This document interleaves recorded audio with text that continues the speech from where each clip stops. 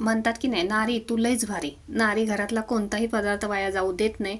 त्या पदार्थामध्ये जुगाड करून नव्याने तो पदार्थ तयार करते आणि तो सगळ्यांच्या पोटात ढकलते. तसंच जुगाड आज मी सुद्धा केलेला आहे. आज सकाळी दीदी सानूकडे गेली. सानूला डाळ खिचडी हवी होती, म्हणून मी इथे मुगाची डाळ आणि तांदूळ धुवून घेतले आणि ज्यावेळेस खिचडी फोडणीला घालणार तेव्हा ते तांदूळ आणि डाळ जास्त वाटले, म्हणून मी ते बाजूला ठेवले. परत त्याच्यात थोडेसे तांदूळ ॲड केले, उडदाची डाळ ॲड केली, 2 तास भिजवून घेतले. मग ते मिक्सरला वाटले. त्याच्यामध्ये गाजर, बीट, मटार आणि मीठ टाकलं आणि अर्धी इनोची पुडी फोडून टाकली. छान त्याचं असं बॅटर तयार करून घेतलं.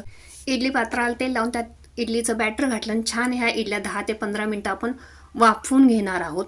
आणि इडली आपल्या इथं वाफवून झालेल्या आहेत. आता हे इडली पात्र बाहेर काढून थंड करूया.